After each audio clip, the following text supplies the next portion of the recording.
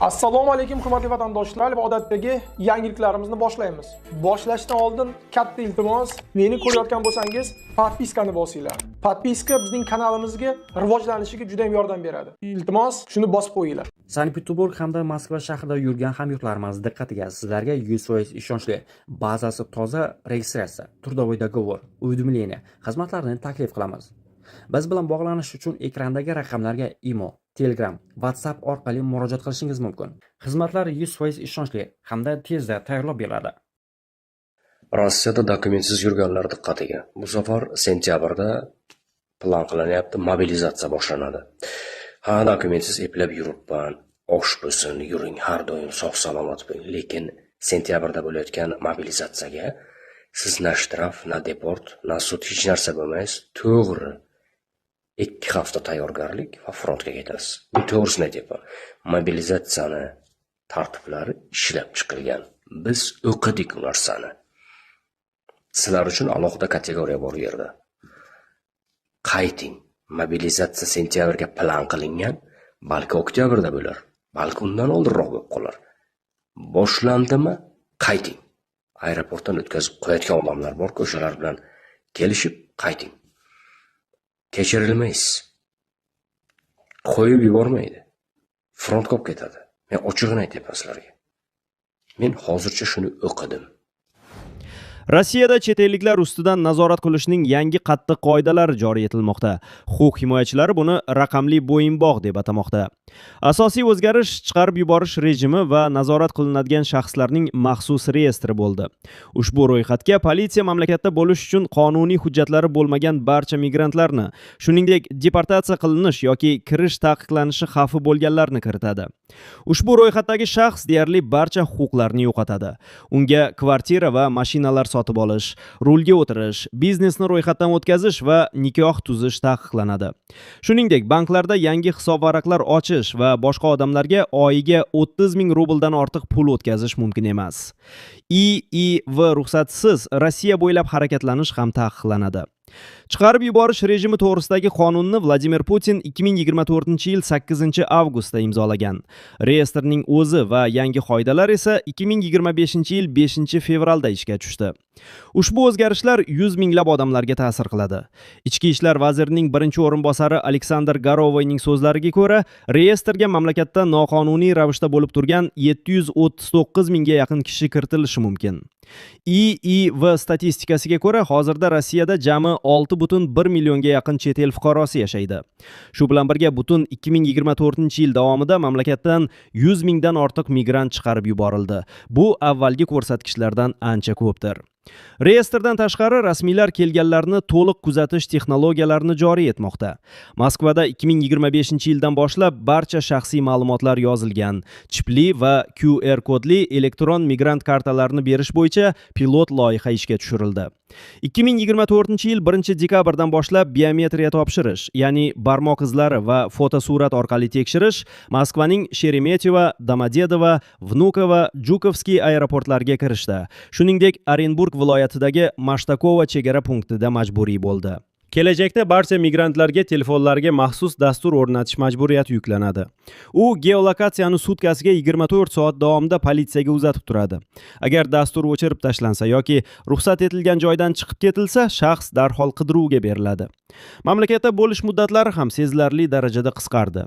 2025-yil 1-yanvardan boshlab 360 bo'yida 90 qoidasi amal qilmoqda.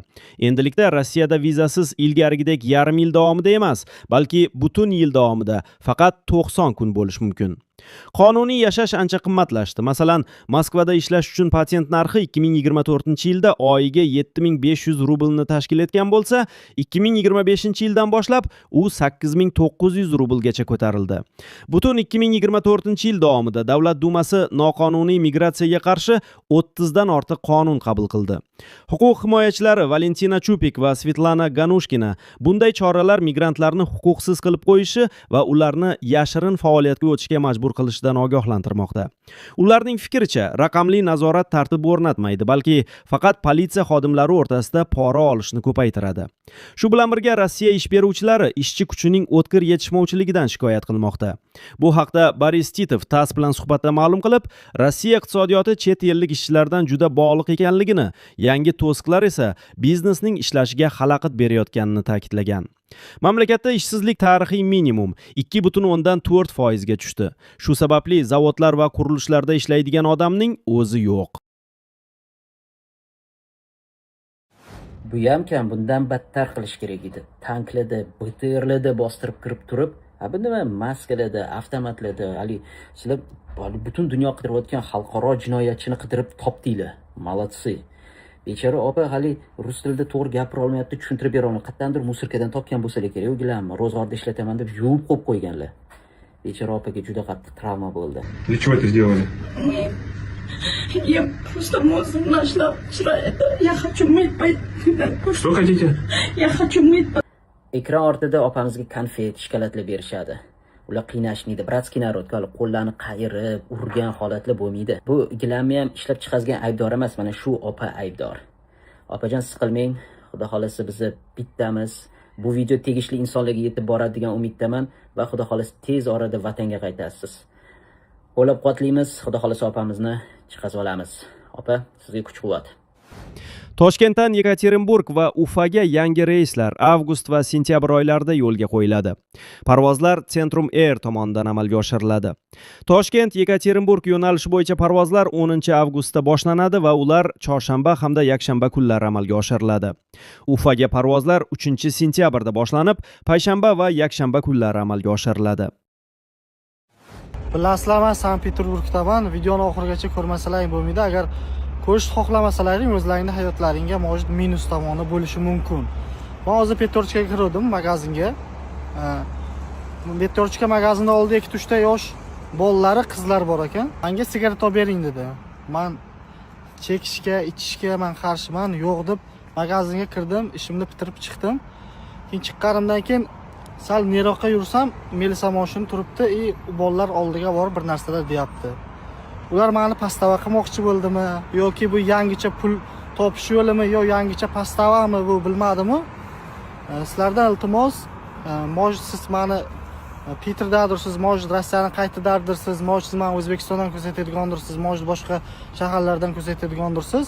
Mana shu videoni Rossiyada yurgan tanishlaringga tashlab qo'yinglar. Shtobe 8 ga kirmagan yosh qizlar, yosh bolalarga spirtnoy, sigaret, shunaqa narsalar olib bermasin. Chunki hozir shunaqa yangi yo'li chiqibdi, pastava qilib yoki qanaqadir prokatol yozadimi yo qanaqadir pulimni olmoqchi bo'ldimi, shunaqa vaziyat bo'ldi. Sizlar bilan bo'lishmoqchi bo'ldim shu vaziyatda. O'zingizlar ehtiyot qilinglar. Jonlaringiz sog' bo'lsin, yaxshi odamlar, sizlarni yaxshi ko'raman. Kimnidir qo'rqitish emas, prosta tak o'zimda bo'lgan holatni aytay deyapman, sizlarni ham ogohlantirib qo'yapman. Rossiyaning Sankt-Peterburg shahrida Telegram orqali terroristik guruh safiga qo'shilishga da'vat qilingan. Biroq bu haqda huquqni muhofaza qiluvchi organlarga xabar bermagan o'zbekistonlikka nisbatan jinoyat ishi qo'zg'atildi. Bu haqda TASS xabar berdi. Ma'lum bo'lishicha, 1999-yilda tug'ilgan O'zbekiston fuqarosi o'tgan kuzda Telegram orqali Rossiyada taqiqlangan Islom davlati terrorchilotining xalqaro qidiruvdagi a'zosi bilan aloqa o'rnatgan. Ular 6 oy davomida muntazam yozishmalar olib borgan. Tergov ma'lumotlariga ko'ra, suhbatlar davomida mazkur shaxs terroristik guruh safiga qo'shilish, janglarda qatnashish uchun Suriyaga borish hamda terrorchilik faoliyatini qo'llab-quvvatlash maqsadida pul o'tkazishga undalgan. Huquq-tartibot idoralari ma'lumotiga ko'ra, erkak ushbu holat haqida tegishli organlarga xabar bermagan. Shu sababli unga Rossiya Jinoyat kodeksining 205.6 moddasi jinoyat haqida xabar bermaslik bilan ish ochilgan. Bildirilishicha, hozirda tergov davom etmoqda. Agar uning terrorchilik faoliyatiga ko'maklashgani yoki pul o'tkazmalari amalga oshirgani aniqlansa, unga nisbatan qo'shimcha ayblovlar qo'yilishi mumkin. Noxush xabar. Peterda yurgan azizindoshlarim, qayergadir hojatxonaga kirgan vaqtlaringda ehtiyot bo'linglar, e'tiborli bo'linglar. Ana shunaqa qilib ba'zi bir genida insonlar kasallik tarqatyapti. O'sha uchun bir hojatxonaga kirgan vaqtda ham bir e'tiborli, bir bo'lmaga qarab, keyin hojatlaringni chiqaringlar. Jonlaringiz sog' bo'lsin. Peterdagi yaqin tanishlaringa shu videoni tashlab qo'yinglar. Video manfaatli bo'lgan bo'lsa, bitta like bosib, videoni tarqatib qo'yamiz. Jonlaringiz sog' bo'lsin. Peterdagilar ehtiyot bo'linglar. Diqqat! Rossiyada migrantlar endi o'zi va farzandi uchun ham patent to'laydi. 2027 yil. 1 yanvardan Rossiyada mehnat migrantlari qaramog'idagi shaxslar va voyaga yetmagan farzandlari uchun patent to'lovining 50% ni ham to'lash kerak bo'ladi.